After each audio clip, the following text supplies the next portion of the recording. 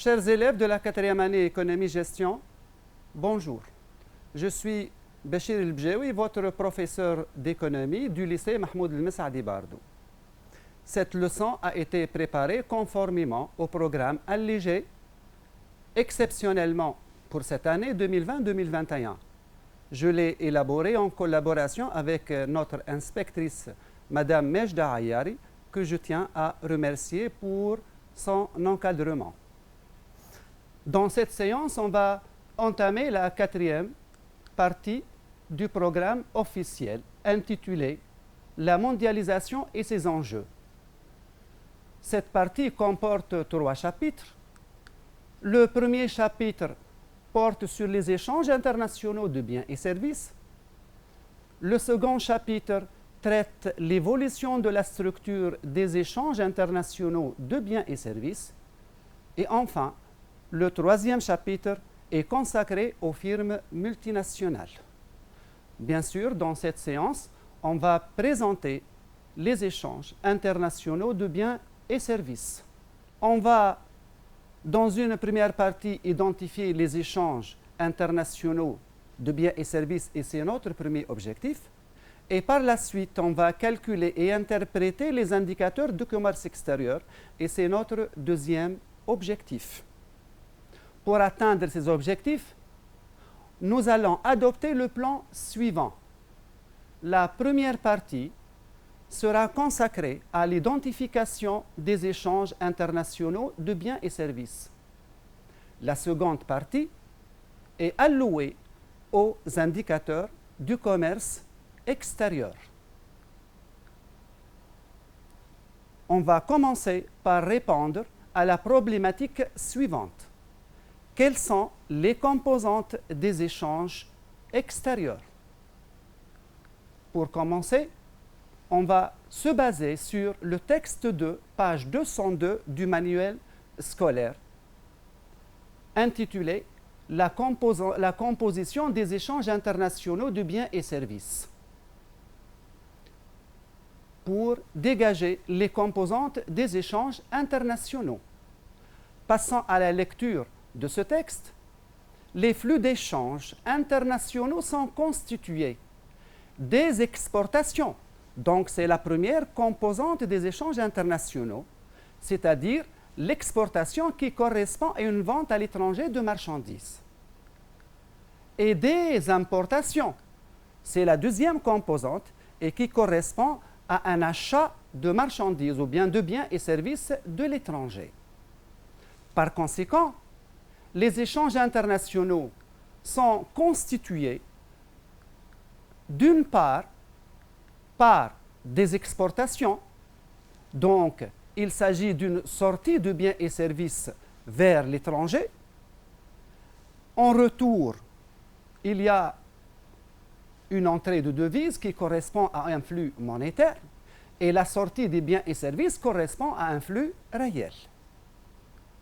Concernant l'importation, elle correspond à un achat de l'étranger de biens et services.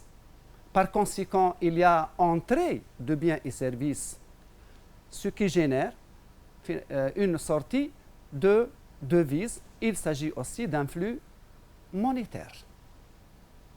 Revenons à la même activité pour répondre à la deuxième question, où on vous demande d'identifier le commerce extérieur au sens large et au sens strict. Passons à la lecture du deuxième passage de ce document. La notion de commerce extérieur correspond stricto sensu, c'est-à-dire au sens strict, aux échanges de marchandises. Donc, lorsque l'échange porte sur des marchandises, il s'agit du commerce extérieur au sens strict.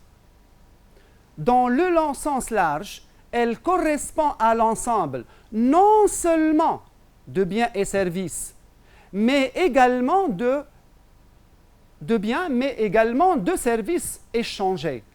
Par conséquent, dans le sens large, le commerce extérieur correspond à un échange aussi bien de marchandises que des services.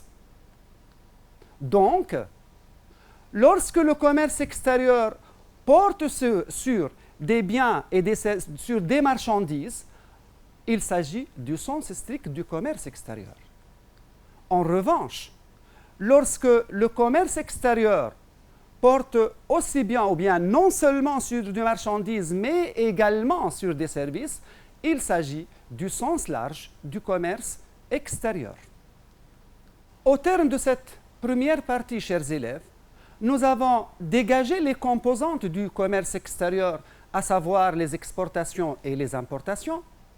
De même, on a distingué le commerce extérieur au sens large du commerce extérieur au sens strict. Donc, on peut définir les échanges internationaux comme l'ensemble des transactions commerciales qui portent sur des biens et des services, c'est-à-dire sur des marchandises et des services.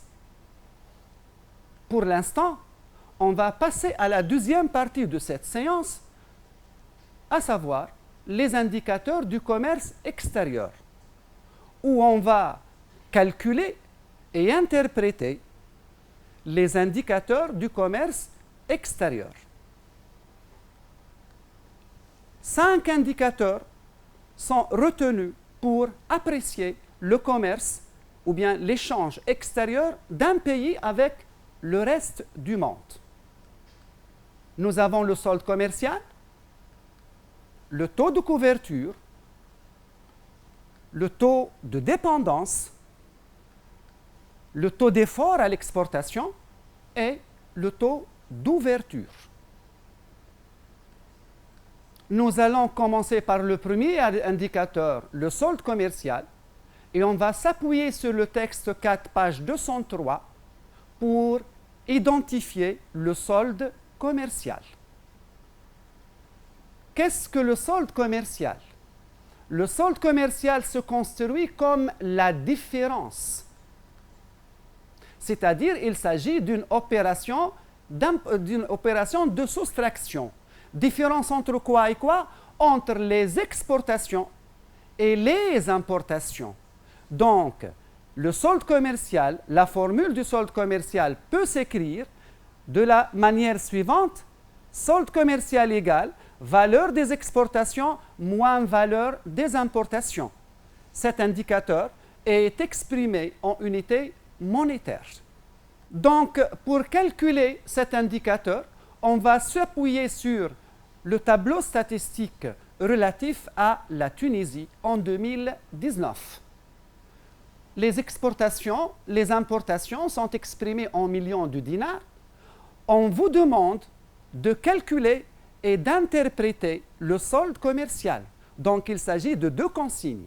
La première consigne consiste à faire les calculs nécessaires. Et la deuxième consigne consiste à interpréter le résultat obtenu. Passons à l'application numérique.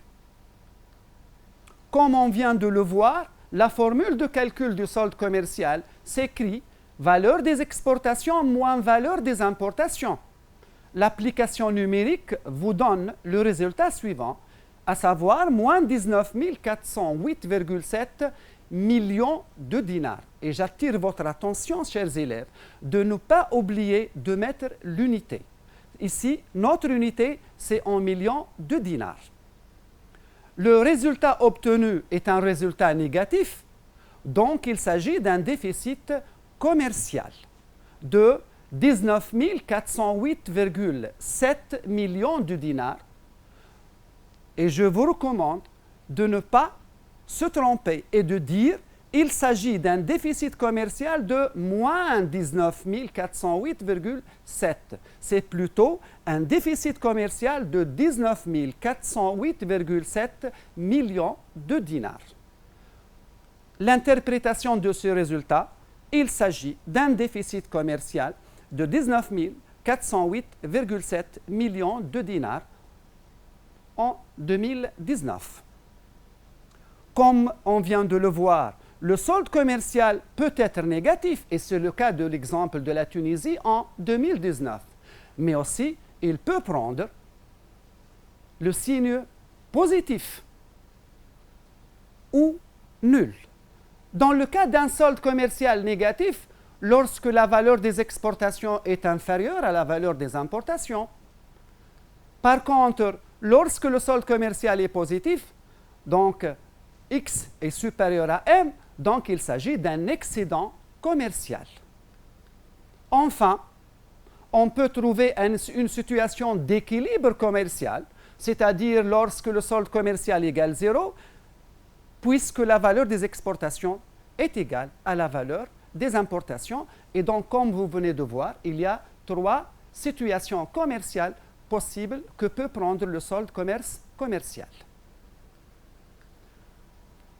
Revenons à la même activité pour répondre à la deuxième question, à savoir, on vous demande dans quel cas l'excédent commercial est un signe de bonne santé. Passons à la lecture de ce passage. Un excédent est en général un signe de bonne santé et de compétitivité d'une économie. Donc, comme vous venez de voir, ou bien d'après l'auteur, l'excédent généralement est un signe de bonne santé. Pourquoi? Parce que, comme on vient de le voir, il y a excédent puisqu'il y a la valeur des exportations dépasse la valeur des importations. Mais il peut provenir non pas d'une hausse des exportations, mais d'une réduction des importations, causée par un ralentissement de l'activité. Par conséquent, le solde commercial peut être un signe de faiblesse ou bien de mauvaise santé de l'économie lorsqu'il provient d'une baisse des importations. Notre question se limite à le cas pour lequel l'excédent est un signe de bonne santé de l'économie lorsqu'il résulte d'une hausse des exportations. Alors, la réponse rédigée à cette question est la suivante. Un excédent commercial est un signe ou bien signe de bonne santé de l'économie s'il provient d'une augmentation des exportations, suite à quoi? Suite à une meilleure compétitivité des produits exportés, ce qui facilite la conquête de nouveaux marchés à l'étranger. Revenons à la même activité, chers élèves, pour répondre à la troisième question. On vous demande, un déficit commercial est-il toujours un signe de faiblesse d'une économie? J'attire votre attention que vous êtes en présence d'une question nuancée qui exige une réponse organisée de la façon suivante. Vous devez répondre par oui, c'est-à-dire vous avancez les arguments en faveur, et dans notre cas, le déficit commercial est un signe de faiblesse d'une économie.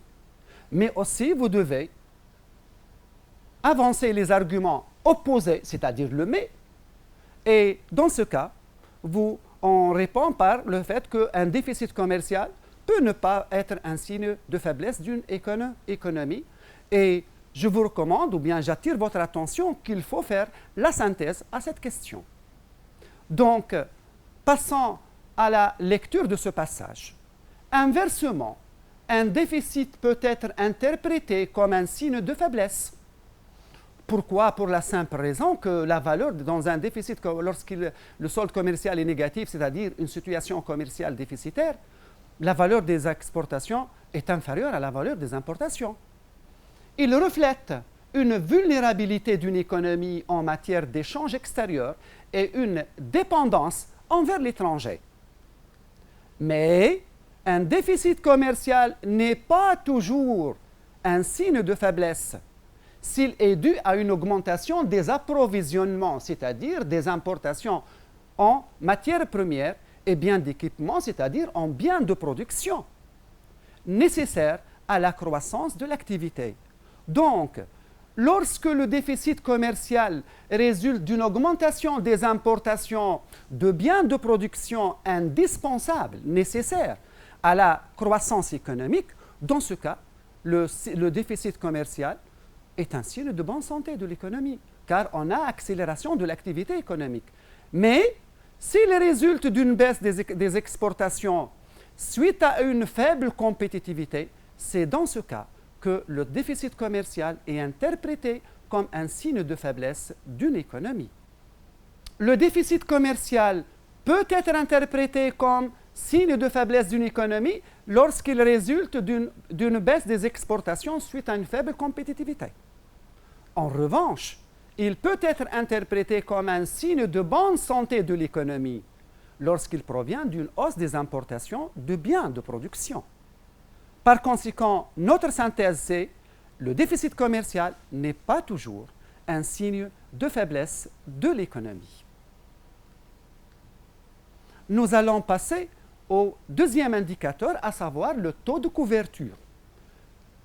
Sa formule de calcul est obtenue en faisant le rapport entre la valeur des exportations et la valeur des importations. C'est un indicateur exprimé en pourcentage. Et voici sa formule de calcul. Passons à l'application numérique, ou bien pour calculer et interpréter le taux de couverture, et on va se référer sur les mêmes données déjà utilisées pour calculer le solde commercial en 2019 relatif à la Tunisie. Donc, la formule de calcul du taux de couverture est X sur M fois 100. Faisant l'application numérique, on obtient 69,32%, une valeur inférieure à 100. On dira alors, comme interprétation, que les recettes d'exportation ne couvrent que les 69,32% des dépenses d'importation en 2019, bien sûr en Tunisie. Et comme vous venez de voir, le taux de couverture est inférieur à 100, car la valeur des exportations est inférieure à la valeur des importations. Mais aussi, il peut prendre une valeur égale ou bien supérieure à 100. Donc, le taux de couverture peut présenter les situations présentées devant vous. Taux de couverture inférieur à 100 lorsque la valeur des exportations est inférieure à la valeur des importations. On dira que les recettes d'exportation ne couvrent pas les dépenses d'importation. Donc, dans ce cas, il s'agit d'un déficit commercial puisque la valeur des exportations est inférieure. Le taux de couverture peut être supérieur à 100.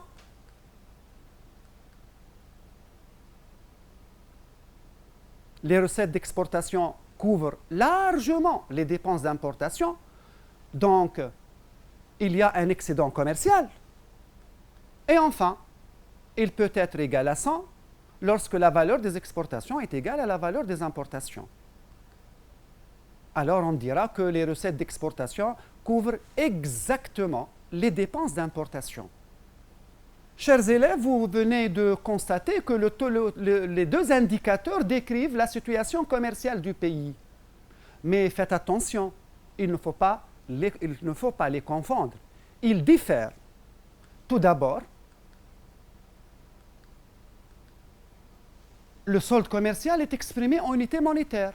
En revanche, le taux de couverture est exprimé en pourcentage. De même, le solde commercial est obtenu en faisant la différence entre la valeur des exportations et la valeur des importations. Par contre, le taux de couverture est obtenu en faisant le rapport entre les exportations et les importations. Et enfin, le solde commercial montre si les recettes des exportations dépassent ou non les dépenses d'importation. Par contre, le taux de couverture montre montre la capacité du pays à couvrir ou non ses dépenses d'importation par les recettes d'exportation. Nous allons passer à un autre indicateur, à savoir le taux de dépendance. Par définition, c'est le rapport entre la valeur des importations et celle du PIB, c'est-à-dire la valeur du PIB. Et sa formule s'écrit de la manière suivante. Cet indicateur est exprimé en pourcentage.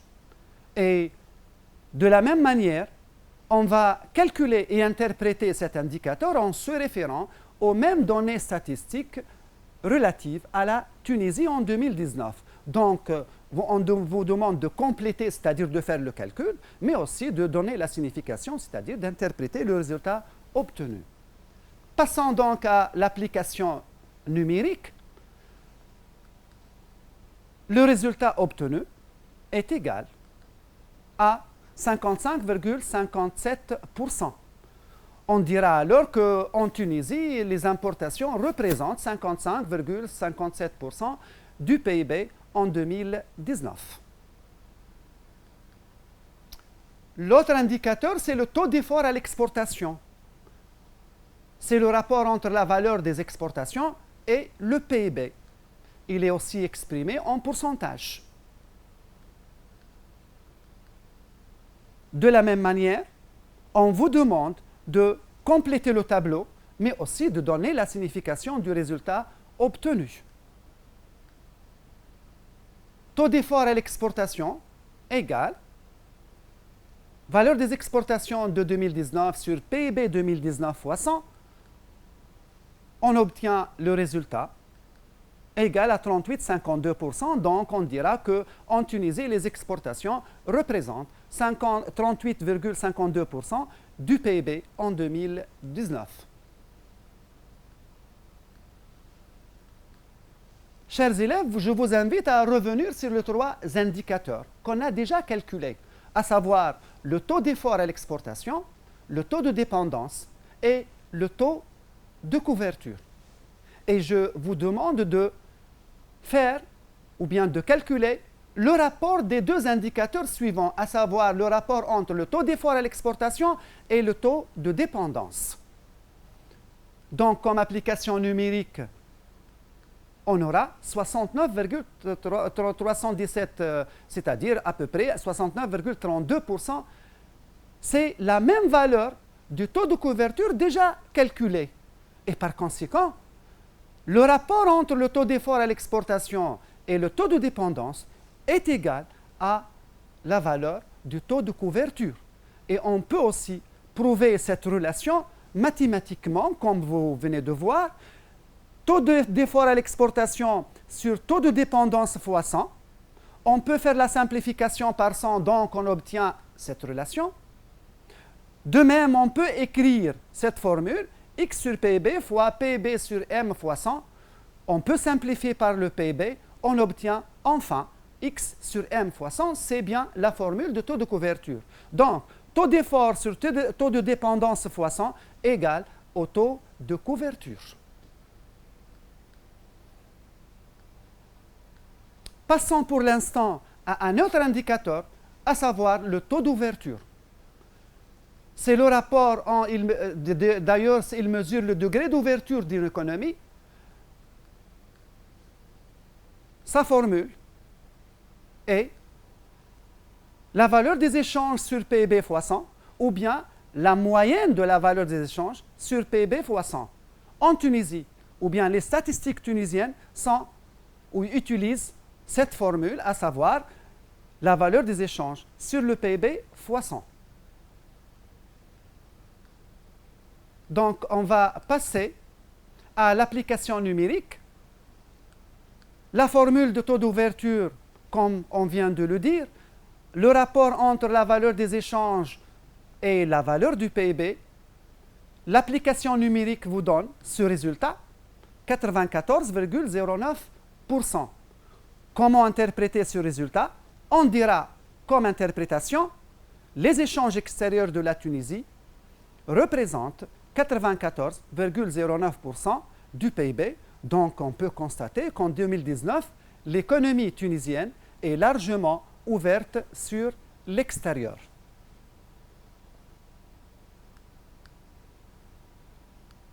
Et de la même manière, si on revient à ces trois indicateurs, c'est-à-dire le taux d'effort, le taux de dépendance et le taux d'ouverture, et je vous demande de faire la somme, ou bien de calculer la somme de taux d'effort et de taux de dépendance. 38,52 plus 55,57, on obtient, comme application numérique, 94,09%. Certainement, vous avez constaté que c'est la même valeur du taux d'ouverture. Par conséquent, la somme de ces deux indicateurs est égale au taux d'ouverture et non pas de couverture. Faites attention. Cette relation peut être approuvée mathématiquement de la manière suivante.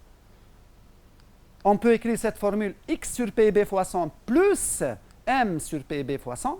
C'est bien la formule de taux d'effort et la formule de taux de couverture, le taux de dépendance. Et voilà l'écriture de cette formule. Chers élèves, avant de clôturer cette séance, on va passer à une activité d'évaluation relative à l'économie tunisienne. C'est un tableau statistique où on présente les indicateurs de la Tunisie en 2018 et en 2019, les exportations, importations, déficit commercial, exportation en pourcentage du PIB. Il s'agit de taux d'effort à l'exportation, taux de croissance des exportations en pourcentage et taux de croissance du PIB. En 2018, ou bien ce tableau est accompagné par deux questions. La première question où on vous demande de calculer le tableau, de compléter le tableau, et la deuxième question, on vous demande d'interpréter l'évolution du taux d'effort à l'exportation, c'est-à-dire de cet indicateur, entre 2018 et 2019 en Tunisie. Et puis, on vous demande aussi de justifier votre réponse. On va s'intéresser à la première question et on va chercher à compléter le tableau, c'est-à-dire de faire les calculs nécessaires. En 2018, on vous demande de calculer la valeur des importations. Alors, on va s'appuyer sur la formule du solde commercial. Par définition, comme on vient de le présenter dans cette séance, le solde commercial, par définition, c'est égal à la valeur des exportations moins la valeur des importations.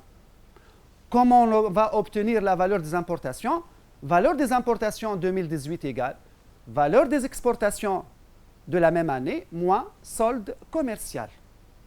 L'application numérique vous donne ce résultat, égal à 60 010,3 millions de dinars. Comme toujours, je vous rappelle de mettre l'unité de mesure.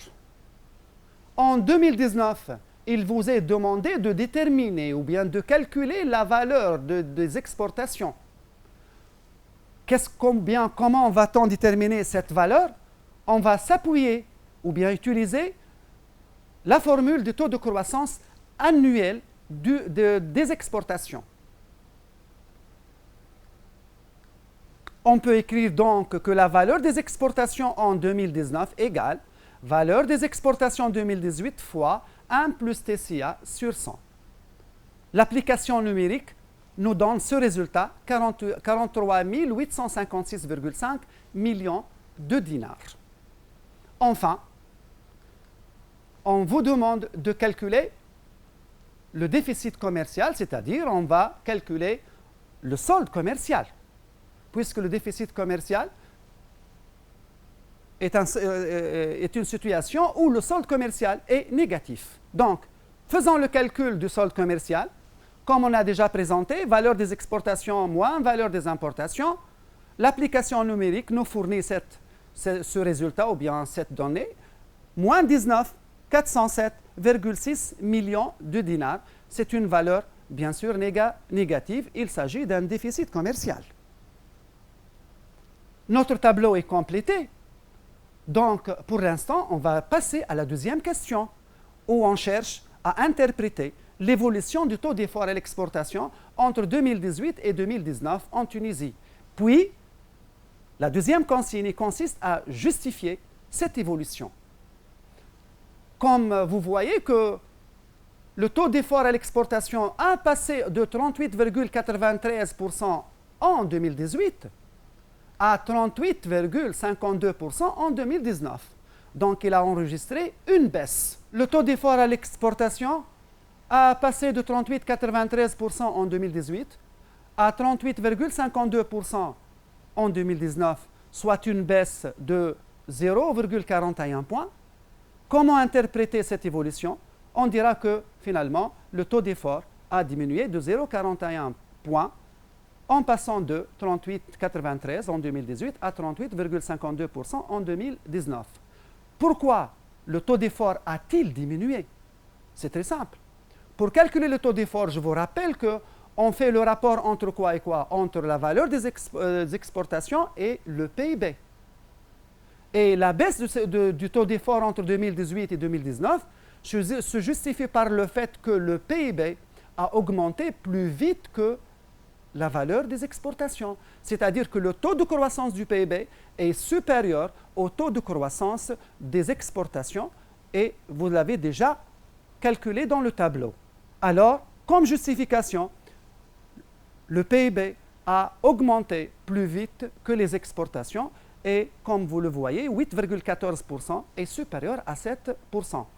Le PIB a augmenté de 8,14% alors que l'exportation a augmenté de 7%. Donc l'augmentation du PIB est plus importante que celle des exportations. Chers élèves, la séance prend fin. Sur ce, je vous remercie pour votre attention et bonne chance.